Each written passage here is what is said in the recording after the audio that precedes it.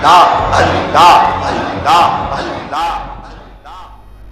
بزرگان محترم اور عزیز نوجوانوں، ربیع الاول کا مبارک مہینہ چل رہا ہے۔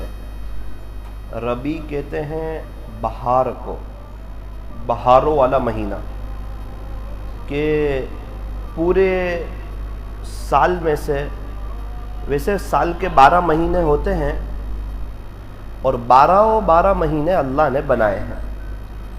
کچھ مہینوں کو خصوصیت حاصل ہے، جیسے رمضان کا مہینہ تو شہر اللہ، یہ اللہ کا مہینہ ہے۔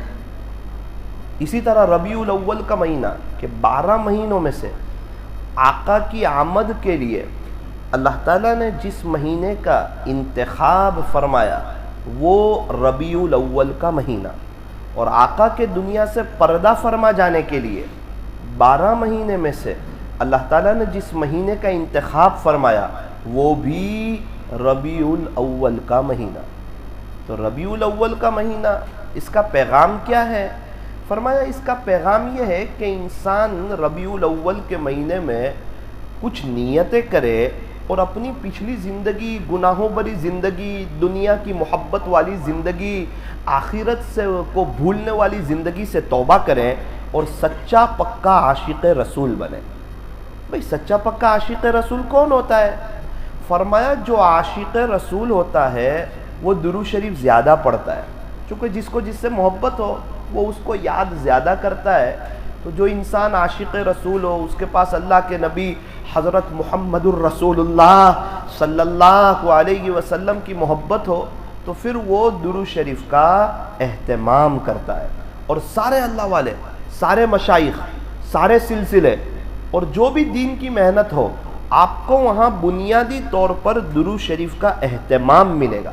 اور اکثر اللہ والے نے اخیر میں چل کر کے یہ لکھا کہ ہم نے جو کچھ پایا وہ درود شریف کی برکت سے پایا۔ ایک بزرگ فرماتے ہیں کہ تقریباً میرا 2.25 مہینے مدینہ منورہ میں قیام رہا، روزانہ 3 مرتبہ سے زیادہ کھلی آنکھوں پیارے نبی کی زیارت مجھے نصیب ہوتی تھی۔ فتوح الحرمین میں لکھا ہے، انہوں نے اس کی وجہ لکھی کہ جب میں نے حرمین شریفین کا سفر شروع کیا تو سورت سے ہی شروع کیا تھا، یہاں کی بندرگاہ سے جو جہاز چلتا تھا یہیں سے میرا سفر شروع ہوا تھا، تو میں نے درود شریف کو اپنا معمول بنا لیا اور محبت کی زبان سے درود شریف پڑھتے رہیں۔ اب بار بار میرے اور آپ کا، ہمارے اور ابا کے نام کے ساتھ پیارے نبی کے دربار میں درود شریف پیش ہو کہ فلاں ابن فلاں نے آج آپ پہ اتنے درود بھیجے ہیں، تو کیا اللہ کے نبی صلی اللہ علیہ وسلم خوش نہیں ہوں گے؟ یار کوئی 2-3 دفعہ واٹس ایپ پر سلام کرتا ہے، اس سے دوستی ہو جاتی ہے، اس سے تعلق بڑھ جاتا ہے، تو بار بار درود شریف پڑھے گا، محبت کے ساتھ پڑھے گا، کوالٹی والا پڑھے گا، کیا اللہ کے نبی سے دوستی نہیں ہوگی؟ کیا اللہ کے نبی حضرت محمد الرسول اللہ صلی اللہ علیہ وسلم کیا خوش نہیں ہوں گے؟ کیا راضی نہیں ہوں گے؟ کیا آقا کی توجہ نہیں ہوگی؟ کیا پیارے نبی کی ہمارے لیے دعا نہیں ہوگی؟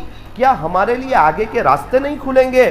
درود شریف کی برکت سے دل میں نورانیت پیدا ہوتی ہے، اور یہ وہ نورانیت ہے، یہ وہ روشنی ہے جو گناہوں کے اندھیرے کو آہستہ آہستہ ختم کر دیتی ہے۔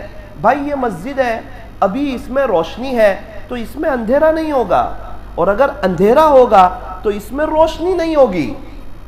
بالکل اسی طرح درود شریف ایک روشنی ہے، ایک دل کا نور ہے، اللہ کا حکم ہے، یا ایھا الذین آمنو، اے ایمان والو، پرسنل مجھے کہہ رہے ہیں، پرسنل آپ کو کہہ رہے ہیں، پرسنل آپ کو کہہ رہے ہیں، صلو علیہ وسلموا تسلیما، اللہ اکبر کبیرہ۔ اللہ تعالیٰ ہمیں حکم دے رہے ہیں درود و سلام کے لیے، تو ہمیں چاہیے کہ ہم درود شریف کا اہتمام کریں۔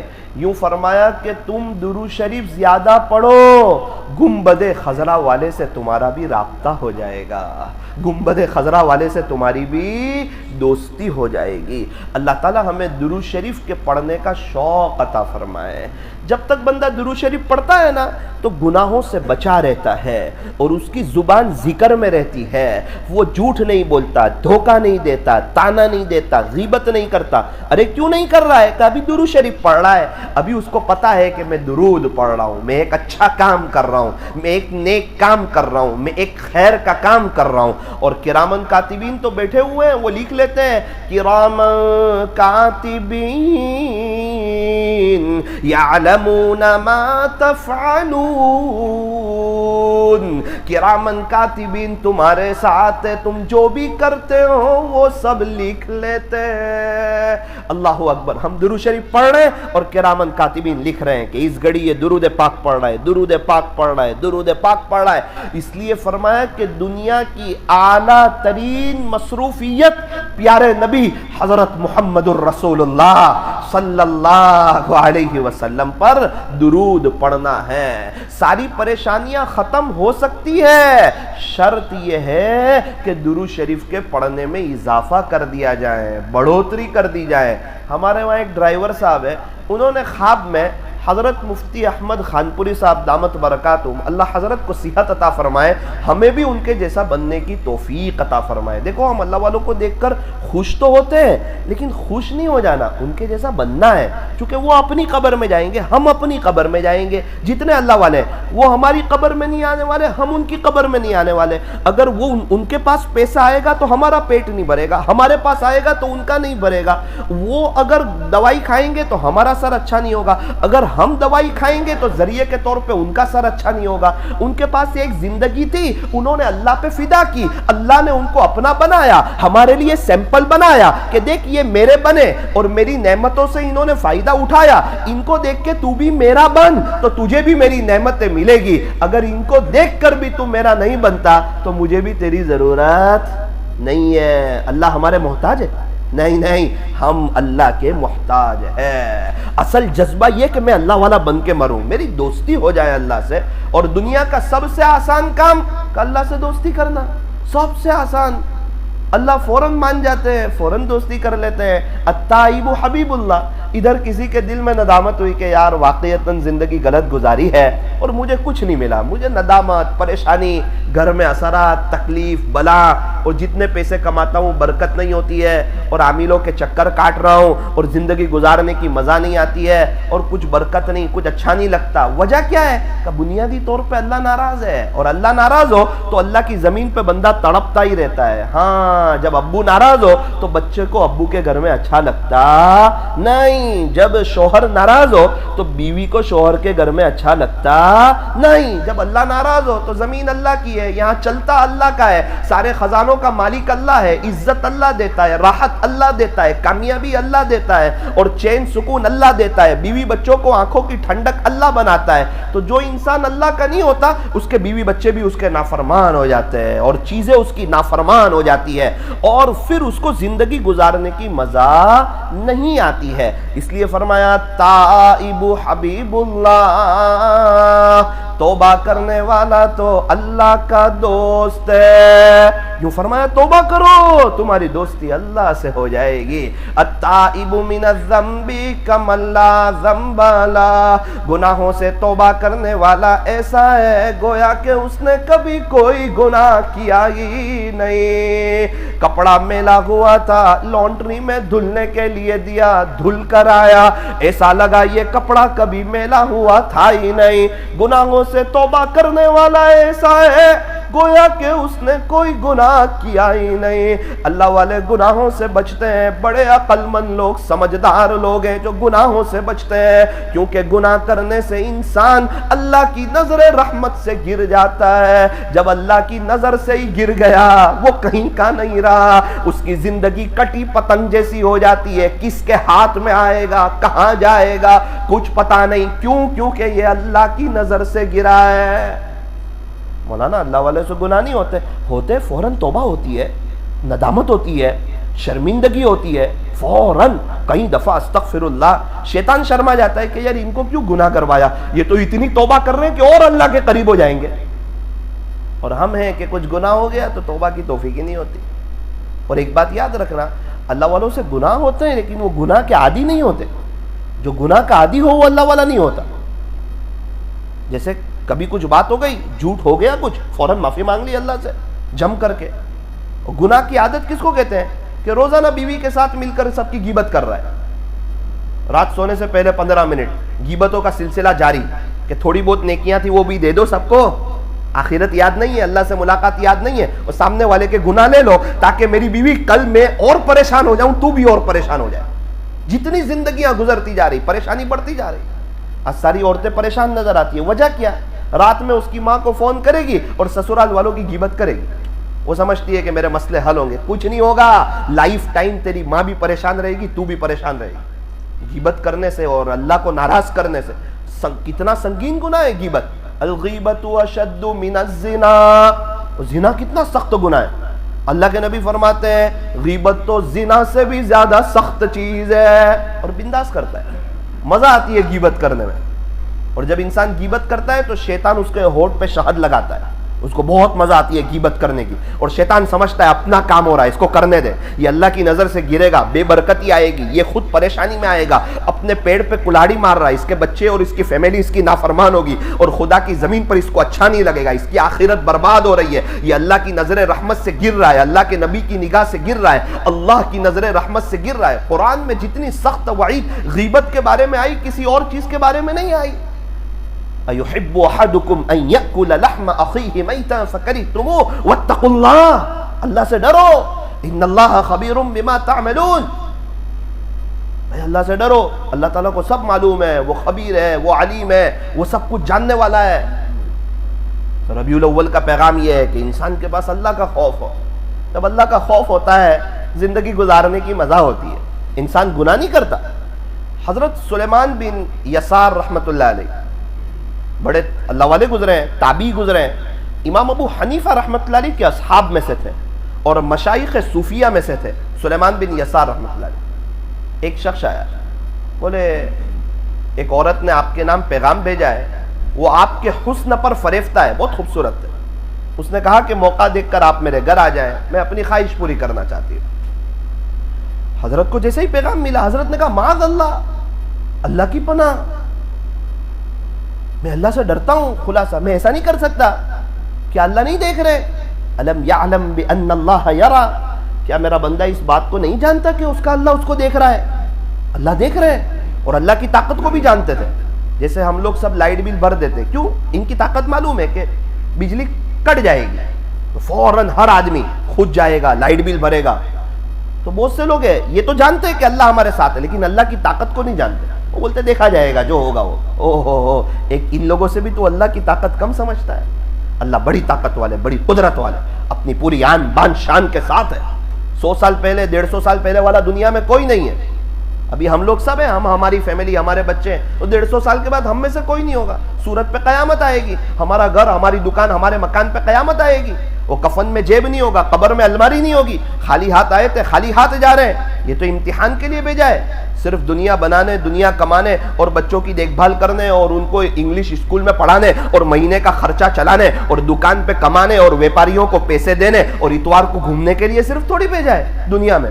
یہ تو ہندو لوگ بھی کرتے ہیں، یہ تو یہودی لوگ بھی کرتے ہیں، اپنے بچوں کو کھلاتے ہیں، پلاتے ہیں، اپنی دکان کرتے ہیں، کاروبار کرتے ہیں، ویپاری کے ساتھ اچھا سلوک کرتے ہیں، لوگوں کے ساتھ اچھی طرح بات کرتے ہیں، یہ تو دنیا کے سارے انسان کرتے ہیں۔ تو مولانا یہ نہ کرے، نہ یہ کرنا ہے، یہ ضرورت ہے، جیسے واش روم میں جانا ضرورت ہے، ایسے دنیا کمانا اپنا یہ سب ضرورت ہے۔ ضرورت کو ضرورت کے درجے میں کرنا ہے، مقصد تو آخرت بنانا ہے۔ کہاں ہیں ہمارے دادا پردادا، ان کے ابا، یہ سب کہاں ہیں؟ مغل کے سارے بادشاہ کہاں ہیں؟ کیا لے کر گئے؟ میں اور آپ کیا لے کر کے جائیں گے؟ نماز کے وقت نماز، دین کی محنت کے وقت دین کی محنت، کسی اللہ والے سے بیعت ہو کر ان کی معمولات کی پابندی، مرکز پر جانا، اب گشت میں جانا، اللہ کے دین کی محنت کرنا، یہ چلتا پھرتا مدرسہ، سارے مسائل کا آسان حل، بستر اٹھا اور اللہ کے راستے میں چل، اپنی طلب اللہ کو بتانا، اللہ میں بھی دین سیکھنا چاہتا ہوں، مجھے تو کچھ آتا نہیں لیکن میں بھی آپ کے دین کی محنت کرنا چاہتا ہوں، میں بھی گشتوں میں جاؤں گا، ملاقاتوں میں جاؤں گا، فضائل اعمال کی تعلیم میں بیٹھوں گا، اپنے گھر میں فضائل اعمال کی تعلیم اور دینی مذاکرے۔ قاری حنیف صاحب ملتانی رحمۃ اللہ علیہ، ایسے بزرگوں کے ایک آدھ بیان سن لینا، جو بات کان کے راستے سے دل میں جاتی ہے نا، ویسے جذبے بنتے ہیں۔ روزانہ موبائل چارج کرتے، روزانہ اپنے دل کو چارج کرو، اپنی فیملی کو اللہ والوں کے بیانات سناؤ، تاکہ اس کے اندر ایک جذبہ پیدا ہو کہ میرے بچے نیک بنے، حافظ عالم بنے، قاری مفتی بنے، ہمارا انتقال ہو تو جنازے کی نماز پڑھائے اور ہمیں قبرستان میں رکھے تو روزانہ ایصال ثواب کرے۔ جس طرح ہم ہمارے پردادا کو بھول گئے، روزانہ اچھا کھاتے، 5 روپے ان کے لیے ایصال ثواب نہیں کرتے، ایسا اپنے بچوں کو نہیں بناوے۔ ابھی اس وقت ایسا ماحول نہیں تھا، ابھی ماحول ہے، ابھی مدرسے ہیں، ابھی ان کو دین کی سمجھ دے۔ ہاں، جس زمین پر بارش نہ ہو وہاں کی فصلیں برباد ہو جاتی ہے، اور جس گھر میں دین نہ ہو وہاں کی نسلیں برباد ہو جاتی ہیں۔ بچوں کو دین سکھاؤ، دین بچوں کو سب کچھ سکھا دے گا۔ حضرت سلیمان بن یسار رحمت اللہ علیہ فوراً کہا معاذ اللہ۔ اب یہ جواب تو حضرت یوسف علیہ السلام نے دیا تھا زلیخا کو، معاذ اللہ، اللہ کی پناہ، بھائی میں اللہ سے ڈرتا ہوں، میں گناہ نہیں کر سکتا۔ کیسے لوگ ہیں، گناہ کی آفر آ رہی ہے منع کر رہے ہیں، ہمارے ہاں لوگ گناہ کے موقع تلاش کر رہے ہیں، کیوں، کیا بات ہے کہ اللہ کا ڈر نہیں ہے۔ رات کو سوئے، خواب میں زیارت ہوئی سیدنا حضرت یوسف علی نبینا وعلیہ الصلاۃ والسلام کی۔ تو کہا سلیمان بن یسار، خلاصہ سنا رہا ہوں کہ میں تو اللہ کا نبی تھا، میرے ساتھ اللہ کی حفاظت تھی، گناہ میرے سامنے بھی پیش ہوا تھا، میں نے کہا تھا معاذ اللہ، لیکن میں نے نبوت کی حفاظت کے ساتھ کہا تھا سلیمان کمال تو نے کر دکھایا، ایک ولی ہو کر وہ کام کیا جو وقت کا نبی کیا کرتا ہے۔ ایسے ہی زیارت ہو جاتی ہے حضرت یوسف علیہ السلام کی، اللہ کتنے خوش ہوں گے، اللہ کتنے راضی ہوں گے، ایسے لوگوں کو خدا عرش کا سایہ نصیب فرماتے ہیں۔ ہاں، جب اللہ کا خوف ہو، اللہ کا ڈر ہو، تو ربیع الاول کا پیغام درود شریف زیادہ پڑھے جائیں، سنتیں جو معلوم ہے اس پر عمل کیا جائے، جو معلوم نہیں ہے اس کو سیکھا جائے۔ روزانہ کم سے کم ایک سنت تو سیکھے، روزانہ نیا کھانا کھاتے، روزانہ نئی چائے پیتے، روزانہ پیسہ کماتے، روزانہ غسل کرتے، روزانہ موبائل چارج کرتے، ایک سنت تو سیکھے۔ نبی کے طریقوں میں 100% کامیابی ہے، 100%۔ غیروں کے طریقوں میں 100% ناکامی ہے، خدا ناکام کرے گا۔ اللہ کو ایک دم ناپسند غیروں کا راستہ۔ دیکھ لیں ہم، ہمارے بچے، ہماری فیملی نبی کے راستے پر 100% کامیاب ہو رہے ہیں، یا غیروں کے راستے پہ چل کے دنیا آخرت دونوں برباد کر کے، قبر کو جہنم کا گڑھا بنا کر کے اللہ کے حضور پیشی ہوئی، نامہ اعمال دیکھا، کہا تیری پوری زندگی غیروں والی تھی، جا جنت میں چلا جا، ایسا بولیں گے؟ تو نے پوری زندگی میرے نبی کی سنتوں کا جنازہ نکالا، جا جنت میں چلا جا، ایسا بولیں گے؟ تو نے فجر کی نماز چھوڑتا تھا، نبی کے ہاتھوں حوض کوثر پہ پانی پی لے، ایسا بولے؟ میں بہت خوش ہوا تو نے میرے نبی کو ناراض کیا، آ جا، ایسا بولے؟ ایسا نہیں ہوتا۔ ایگزام میں صحیح لکھنے والے کو سر پاس کرتا ہے، غلط لکھنے والے کو سر فیل کرتا ہے۔ افنجعل المسلمین کالمجرمین، کیا یہ فرما بردار اور نافرمان لوگ دونوں برابر ہو جائیں گے؟ دونوں کو ایک کر دوں گا۔ مالکم، تم کو کیا ہو گیا؟ کیف تحکمون، تم اپنے اللہ کے بارے میں کیسا فیصلہ کرتے؟ کیا مجھے کچھ پتا نہیں؟ کیا میں دیکھتا نہیں ہوں؟ کیا صحابہ نے پوری زندگیاں نہیں لگائی؟ کیا یہ اللہ والے نہیں تڑپ رہے؟ دونوں برابر ہو جائیں گے، فجر کی نماز پڑھنے والے چھوڑنے والے، اللہ کے دین کی محنت کرنے والے اور دین کی محنت کو پیٹھ بتانے والے، یہ دونوں برابر ہو جائیں گے۔ مجھ پہ جوانی فدا کرنے والے اور ہیرو اور کرکٹروں کے پیچھے جوانی فدا کرنے والے دونوں برابر ہو جائیں گے۔ اپنے بزنس میں جھوٹ بولنے والے، حرام کمانے والے اور حلال کمانے، دونوں برابر ہو جائیں گے۔ کیا روشنی اور اندھیرا برابر ہے؟ کیا دیکھنے والے اور نابینا برابر ہے؟ کیا جاننے والے اور انجان برابر ہے؟ کیوں نبی کو بھیجا؟ کیوں قرآن کو بھیجا؟ کیوں اولیاء کرام کو بھیجا؟ کیوں دعوت و تبلیغ کی مبارک محنت چلائی؟ یہ سارا نظام، سارا سلسلہ اور ساری سسٹم کیوں چلائی؟ او میرے عزیزو، اللہ تعالیٰ ہمیں کامیاب کرنا چاہتے ہیں، اللہ ہمارے ساتھ ہے۔ ضرورت اس بات کی اللہ کو ساتھ لے لیں اور دنیا میں رہتے ہوئے جنت کے مزے لیں، پریشانی، بے چینی، حالات، تکلیف نہ آئی، مزے لے یار، اللہ ساتھ ہے ہمارے، اسی سے دوستی کرے۔ دنیا والے تانا دیتے، اللہ کبھی تانا دیتا ہے؟ دنیا میں کوئی کسی کا اتنی شدت سے انتظار نہیں کرتا جتنا اللہ اپنے بندوں اور اپنی بندیوں کی توبہ کا انتظار کرتا ہے۔ جو ایک بالش آتا ہے اللہ 2 بالش آتے ہیں، جو چل کے آتا ہے اللہ دوڑ کے آتا ہے۔ اللہ کی رحمت دوڑ کے متوجہ ہوتی ہے۔ پینسل کا لکھا ہوا ربڑ سے مٹ جاتا ہے، قلم کا لکھا ہوا وائٹنر سے مٹ جاتا ہے، کپڑے سرف سے صاف ہو جاتے ہیں، موبائل میں میسج ہو، ڈیلیٹ کا بٹن آن کر کے دباؤ، سارے میسج ختم ہو جاتے ہیں۔ اے انسان سچے دل سے معافی مانگ لے، خدا سب کچھ معاف کر دے گا، کبھی بھی تانا نہیں دے گا، اللہ کو تو مہربان پائے گا۔ آج موقع ہے، میں بھی نیت کرتا ہوں، آپ بھی نیت کریں، سچی پکی نیت توبہ کر کے جائیں گے اور انشاءاللہ عاشق رسول بنیں گے انشاءاللہ۔ اللہ عمل کی توفیق عطا فرمائے۔ تھوڑا مجھے راستہ دے دے۔